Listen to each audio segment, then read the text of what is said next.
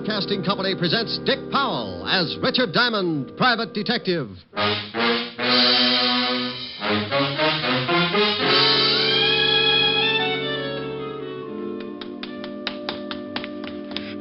There it is. I've got it. Let me see it. Here you are. Oh, yes, indeed. My friend, you have just made us independently wealthy. Many men have died in the past because of this. And unless we're extremely cautious, you and I will be added to the already long list of its victims. Come, hurry.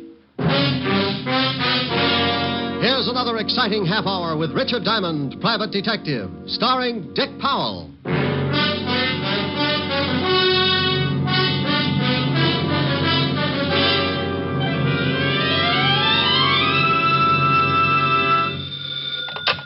Diamond Detective Agency, where the blue of my eyes meets the gold in your wallet. Oh, that's pretty terrible.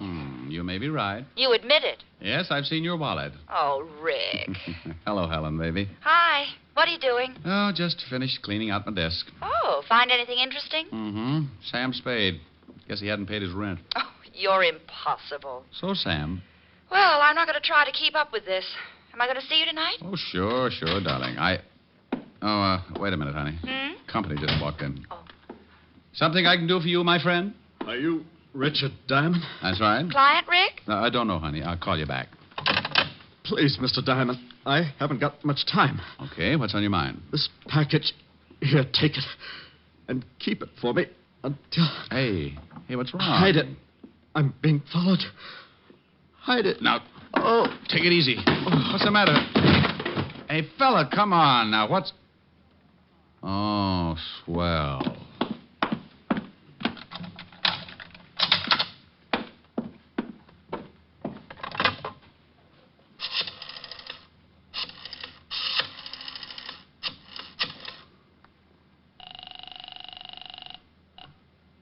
Fifth Precinct Police Station, Sergeant Otis. Otis, let me talk to the lieutenant. This Diamond? No, it's Ponder, and I think I've been doped. Now, put the lieutenant on the line. Oh. Homicide, Lieutenant Levinson. Walt, Rick. Oh, no, it's only 4 o'clock in the afternoon. Nobody gets killed at 4 o'clock in the afternoon. You better check up on your statistics. There's a guy in my office who makes a liar out of them. What? Yeah, lying right here in front of my desk. He's dead? Well, if he isn't, he's got a lazy heart. Maybe he just fainted. Maybe he's suffering from some kind of a shock. Maybe he's got some terrible disease, and he'll give it to you. Walt, if this guy isn't dead, he's sure going to have a hard time explaining the bullet hole in his back. Don't touch anything. Can't even scratch my head? Oh, you know what I mean. Now, all I did was lock the door. Now, get over here. Knock 3 times and say, Ricky loves Walter, and I'll open up. What did you lock the door for? Well, because this guy came in and gave me a... Gave you a what? Wait a minute, Walt. Come on, what are you mumbling about? Will you shut up? Someone's trying to get in the door. I'll see you when you get here, Walt. I have one of those locks that any skeleton key would fit, and that was exactly what my visitor was using.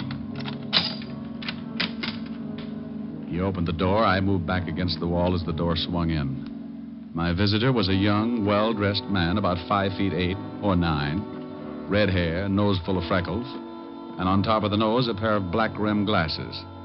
There was a big bulge under his coat that he started reaching for just as I rolled his arm around behind him. You're breaking me off. No, not yet. I still got a little way to go. No! Just making you more comfortable. Now, I'll take this big gun. It must weigh you down. You can't do this stuff. Oh, sure I can. See, I just twist a little. No! Just locking the door again. Now sit down in that chair. My arm. I'll be happy you still got it. Now, what are you doing patty-footing it around here, using a pass key to get into my office? I got the wrong office. Look, Sonny, you see that over there? What is it? It's a guy, and it's very dead. I'll send some flowers. Make it enough for a duet. Someone else gonna die? Someone else is going to get pretty close to it if I don't get the answers I want. Well, I'll see what I can find out. That's to see how fast you can talk. I don't have to talk to you. I don't have to talk to nobody. Want to bet? You're gonna be sorry for that. You're mixed up. Let me straighten you out. Now, wait a minute. Now, then let's have it. What were you doing busting in here? What do you know about the dead guy? I don't know nothing about him. What gave you the idea you could break into my office? I found out the door was locked. I didn't want to wait around in the hall. You got a permit to carry this gun? Well, of course I have. Let's see it. I haven't got it with me. Oh, well, then we'd better start at the beginning. Come on. Ricky loves Walter. Now open this door. I'll have Otis kick it in. Who's that? That's the law, Buster. Now, you stay put while I let the big fat policeman in. Come on, Diamond. Should I, Lieutenant? Oh, not with your head. Well, greetings. Come on in, Walt. I got somebody. Hey, what the... Oh, I had somebody. Some guy jumped through Diamond's window. It's 8 floors up. Yeah, but there's a roof only 1 floor below. Look out for the glass. There he is down there. Hey, you, come back here. He ducked behind that sign. Otis, get off of my back. Oh, well, he's gone. That's that. What did he do? Busted into the office. Hey, is that dead guy over there? What does that look like? A bear rug? Oh. You think the guy who jumped out of your window has something to do with the dead man? I don't know. He had this gun on him. Well, why didn't you take a shot at him? Because if you'll notice, I've been holding it by the barrel. I wanted you to have the nice little old fingerprints. Oh. Yeah, oh. Why didn't you take a shot at him? Why didn't I? Yeah, Lieutenant, why didn't you? You shut up. Well, Walt? I don't know what he was, who he was, or what he'd done. Why should I take a shot at him? Lieutenant. Otis, I told you to shut up. Now, let's take a look at the dead man.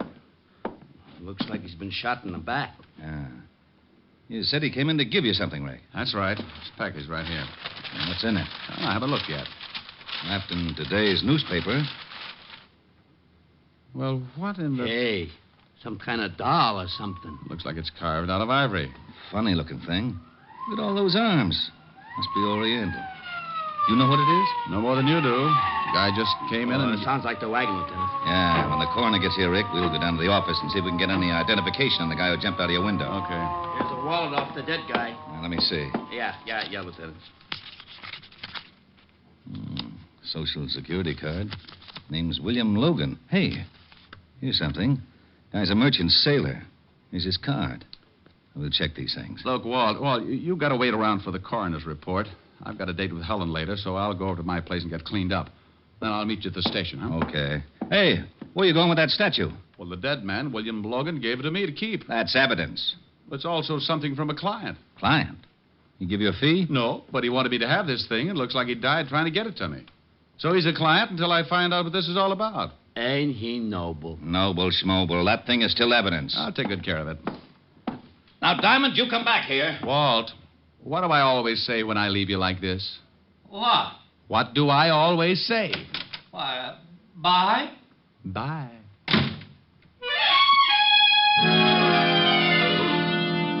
I left Walt and headed for my flat on East 51st.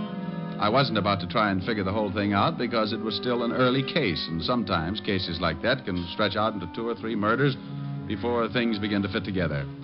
That's the way you got to figure. One guy dead could lead to another, so you walk on eggs for a while and make sure it's not going to be you. I got to my flat and went in. Smoked a few cigarettes. Looked at the carved ivory figure that William Logan had given me. It looked like a woman sitting cross-legged with all of her 6 arms outstretched. I gave it a good going over, but couldn't find anything unusual. So I put it on the piano and went in and started to shave. Yeah? Yeah, what is it? Okay. When people don't answer, it makes me wonder. I crossed the living room, remembered the ivory figure on the piano. So just to be safe, I lifted the top of the piano and put the statue down inside. Then I moved over to the door. Mr. Diamond? That's right. I'd like to talk with you. I have a business proposition. Is there any money involved? Quite a good deal. Well, you've just made an appointment. Come in, Mr. Titus. Leopold Titus, Esquire. He came in all right, and he had the duck to do it. He must have been a good 7 feet tall, and even with his heavy overcoat, he couldn't have weighed over 140. He reminded me of a king-size case of malnutrition. He took in the whole apartment with one fast look and slid into a chair, rested his elbows, locked his hands, and put them under his pointed chin. It appears you've been shaving. I've interrupted. Oh, no. Split personality. Never touch this side. Mr. Diamond, I haven't much time. Good. Now, you said something about money. I can see that this is a subject which meets with your approval. Well, it sets off an emotional reaction, shall we say. I can't stand goosebumps for more than a couple of minutes, so let's get to it, huh? Yes, indeed.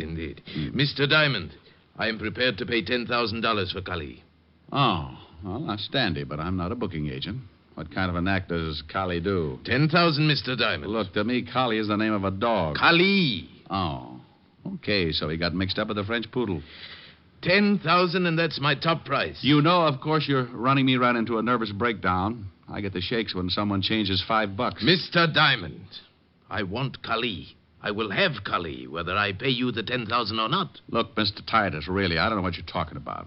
Well, I certainly hoped you'd be more sensible than this. I know that William Logan came to see you this afternoon. Oh? And I know for a fact that he had Kali with him. Well, did he have it when he left my office? I couldn't see. Mr. Logan was under a sheet. Now, either the police have Kali or you do. I'd like very much to know. Maybe I can help you, if you'll tell me exactly what this Kali is. I made an offer of $10,000, Mr. Diamond. That's a great deal of money, but it does not entitle you to play 20 questions. Okay. Now, if you don't mind, Mr. Titus, I'd like to finish shaving. As I explained, Mr. Diamond, I don't have much time. Well, then, good afternoon, Mr. Titus. No, I'm afraid not. Charles! Yes, Mr. Titus. Well. I thought maybe you'd cut your throat when you jumped out of my window. I hear you got rather ambitious with Charles, Mr. Diamond. He turned such a pretty color when you slap him around. I told you you'd be sorry for that. Yes, and indeed you will, Mr. Diamond, unless you tell me where I can find Kali. You can go to the devil. I'm afraid the trip would be unpleasant and premature. However, I'm sure your passage might be taken care of. Show him your new gun, Charles. Of course. Now you sit down, Diamond. Where is Kali, Mr. Diamond? And you know very well what I'm talking about. The small hand-carved ivory statue. Sorry, Titus. Yes, and so am I. I deplore the sight of blood. Oh, that's all right, Mr. Titus. Just turn your back. Yes, Charles. Excellent suggestion. Do you have a wireless, Diamond? No. But I got a lovely bunch of coconuts. Oh, very funny. All right, where's your wireless? Hey, never mind, Charles. Mr. Diamond has a piano. Yeah, I can manage to raise or lower the volume as the groans dictate. I could make a lot of noise. My old piano teacher assured me I could do the same. Now, go ahead, Charles. Hey, now, wait a minute. Oh! Where is Kali, Diamond? Oh, nuts. Again, Mr. Titus? Again, Charles. Are you using your fist, Charles? Oh, yes. Well, use the barrel of your gun. We haven't much time. All right. Oh, now, wait a minute. You... Oh, it's not a very good piano, Mr. Diamond. That's an old kazoo over in the drawer. Kali, Diamond, I want the statue. Well, for $10,000, don't you think I'd give it to you? No. Oh, really, Mr. Diamond, this piano is in a deplorable condition. So's Diamond, Mr. Titus. He looks terrible. Shame, but unavoidable. Keep working on him, Charles, until he decides to confide in us. Where's the statue, Diamond? No? Okay.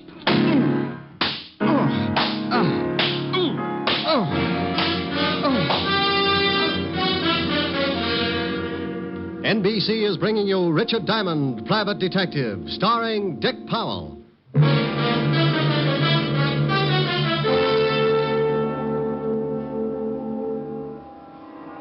Young man. Young man. Who says so? That is good. You can hear me? Oh, I can hear who? Try and sit up. Oh. You look quite uncomfortable. Yeah, you can make book on it. There, that's better. Now take your time. I want your answers to be correct. Well, he got me into a sitting position, and when things finally stopped jumping around, I got a good look at him. Titus wasn't around. Neither was Charles, his little butcher. The room was dark except for a single light in the corner. The man standing before me was short, dressed in a tailored blue suit. his dark face standing out against a white turban on his head. He didn't smile or blink his eyes. I am Ahmed Benif. Oh, thanks. I'd introduce myself, but I've been pushed around so much I could be anybody. Mr. Titus and his man Charles can be very persuasive. Well, a gallon of blood and a few broken arms, anyone can do it. Where did they go? I got tired. Took a nap. Did you give them Kali? Oh, no. Now, look, It is a very simple question. I know that a man came to your office with the statue. So does half of New York. I have been following Titus because I know the statue was stolen from him and that he would do anything to get it back. He led me to your office, then he led me here. If he has the statue, he has undoubtedly returned to his flat where he is preparing to leave for a place of safety. Well, I don't know whether he's got the statue or not. That is unfortunate. I have no more time to question you. I shall have to assume that Mr. Titus has the statue and kill you. He was like a cat. Before I could push myself to a standing position, he was around and back, and I felt something drop over my head and draw tight around my windpipe. Oh, I'm sorry, but I must know. If you will not tell me, I shall have to strangle you. Oh. Diamond! Come on. Ricky loves Walter. Now open this door. We shall meet again, Mr. Diamond. Come on, Rick. I know you're in there. You were supposed to be down at the station an hour ago. Oh, shut up. I don't want to break it down, but I will. Yeah, but I will. Okay, keep your badge on. Come on, step on it.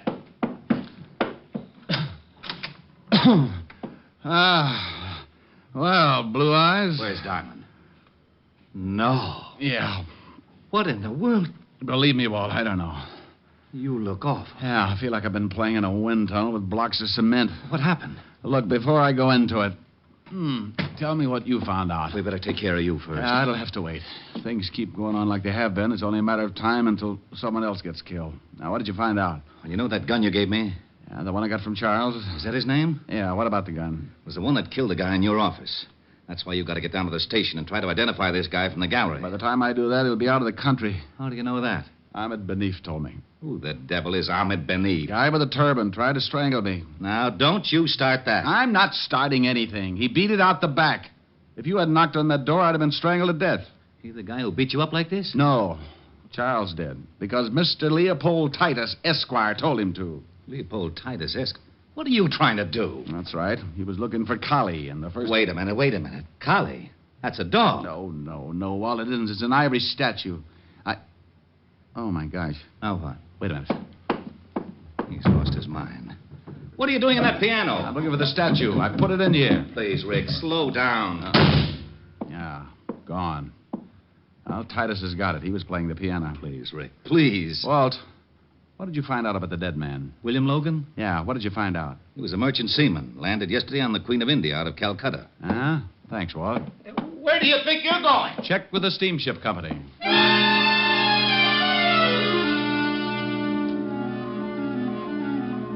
I stumbled out of my place looking like an ad for ground sirloin and grabbed a cab. On the way to the India steamship lines, I tried putting two and two together. The little statue, Kali, was the reason for the whole thing. One man was dead because of it, and everybody who was connected with the case was perfectly willing to kill anyone else at any time. Mr. Leopold Titus wanted it, so did one Ahmed Benif. Titus and his boy Charles evidently tailed William Logan, merchant seaman, to my office, and somewhere along the line, Charles shot him. Ahmed Benif was tailing the whole bunch. Two and two? Well, maybe, but I still needed some answers. A cab pulled up in front of the East India steamship offices, and I went in.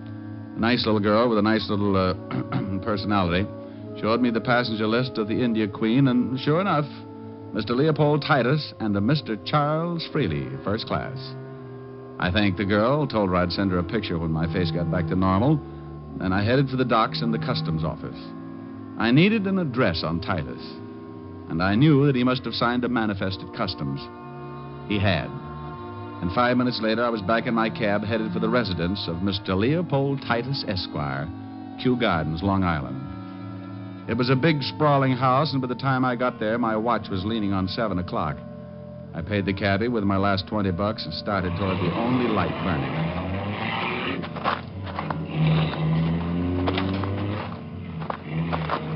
was coming from a downstairs room with tall French doors, so I went over the balcony and moved up for a better look.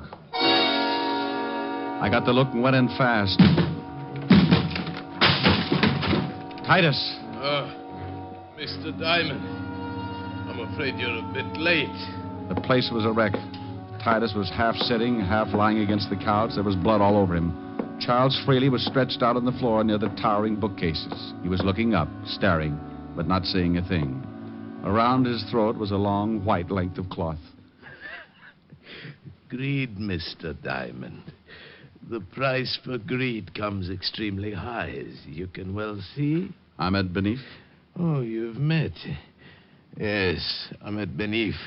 Quite as proficient with a gun as well as a strangling cord. I'll call an ambulance. No, Mr. Diamond. I'm having a twinge of conscience, so hear me out. You must find Benif and stop him. Does he have Kali? Yes, he has Mother Kali. Mother Kali? As she is known by her followers. Tugs, Mr. Diamond. Have you ever heard of Tugs? No, I haven't. What are they? A cult long since believed extinct in India. An army of assassins banded together under the guidance of Mother Kali. Assassins? Yes, Mr. Diamond. Trained in the art of strangling. Oh, yeah. Oh, yes. I read something about that in a history book. It was a long time ago. Correct. They were suppressed by the British in 1830. You're trying to tell me they've started all over again? Absolutely. What about that little statue? Belongs to the man who has reorganized the Tugs. A symbol of his leadership, passed down through generations from one leader to the next. And to a collector worth a fortune. And you're a collector? A businessman. But I know a great many collectors who would pay a sizable fortune to get a hold of that statue. And Ahmed Benif is one of those Tugs? Indeed he is. Where did you get the statue? Charles stole it for me from Ahmed Benif. What about William Logan, the merchant seaman? Board ship from Calcutta. Logan discovered its value and stole it from us. Indeed, Ahmed Benif is a Tug. The statue is his, passed down by his father and his father before him. I'll call the law. Mr. Diamond, please see that Charles is buried next to me. A mixed-up boy, but a good friend. Sure. Operator, give me... Put down the phone, Mr. Diamond. Put it down. Well, Benif, this isn't very smart, is it? On the contrary, Mr. Diamond, it is very smart. I have the statue. And now you are the only man who could tell the authorities that once again the Tugs are rising all over India. How did you know I'd be here? I did not know. As I was leaving, I saw your cab pull up. I listened to everything Mr. Titus had to say. I was surprised. I thought surely he would be dead by now. And now you kill me. Most assuredly. Ahmed couldn't see it because as he came closer to me, his back was to Titus, and Titus was pulling himself painfully across the room, trying to get to the dead body of Charles Freely. I didn't know what he was up to, but I had to give him time to make it. I deplore the use of a gun, but in some cases You'd rather strangle your victim. That is my religion, Mr. Diamond. Unfortunately, in some cases, I must take other steps. Well, you've sure taken some pretty big ones. I assure you it has been most necessary. All because of a little statue? All because of what that little statue represents. I rule the Tugs, Mr. Diamond, and Kali is a symbol of my leadership. As you have seen, I would do anything to retain its possession and keep faith with my people. So now, again, my time is short.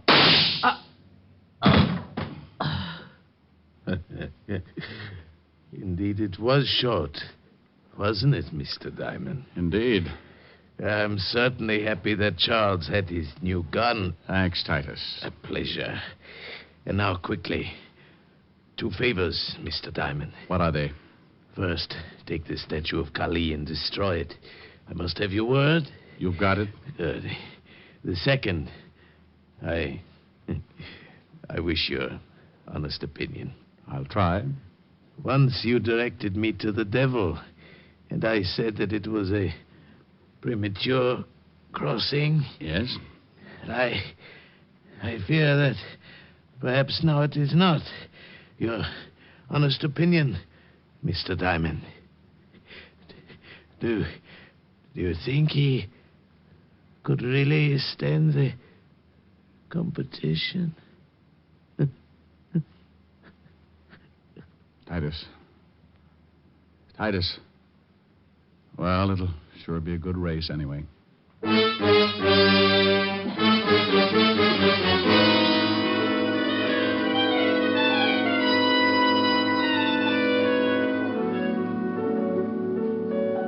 How do you feel, Rick?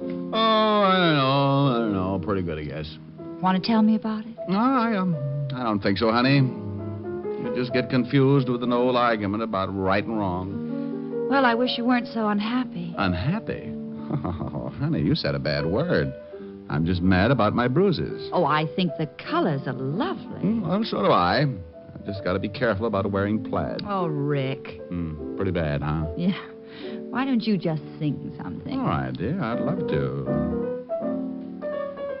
Bye-bye, baby. Remember you're my baby. When you give me... Rick. Did you hear that? I certainly did. He's back. That's the grouch in the next building, isn't it? Yes, he's been out of town for a rest. Oh, my God. What's his name? Mr. Lumpkin. Oh. Good evening, Mr. Lumpkin. Oh, antisocial, huh? You are my sunshine. You are my sunshine. You are my sunshine. You are my... No. Good evening, Mr. Lumpkin. All right. Good evening. Well, now that's better. Now, what would you like to hear? The sound of you cutting your throat. You're fighting me. Oh, I'd love to with a machine gun. Dipper. Control yourself. I may ask questions later. Oh. Good evening, Mr. Lumpkin. You stay out of this. Good evening, Miss Asher. My, you're looking well. Oh, thank you. So are you. If he leans out any further, he'll be hanging by his heels. Now, you just stay right there, Mr. Lumpkin. We've got a lovely surprise for you. Yes? Yes. Now, sing something nice, Rick. Love it. Bye-bye, baby. Remember you're my baby when they give you the eye. Although I know that you care, won't you write and declare that though on the loose, you are still on the square. I'll be gloomy, but send that rainbow to me, then my shadows will fly. Though you'll be gone for a while, I know that I'll still be smiling with my baby by and by. With my baby by and by. Well, how do you take it? How is that, Mr. Lumpkin? Oh, Miss Asher, it's impossible for me to express my feelings at this moment. Especially when a lady is present. He didn't like it. Well, what do you expect from a clarinet player? Come on, let's case the icebox.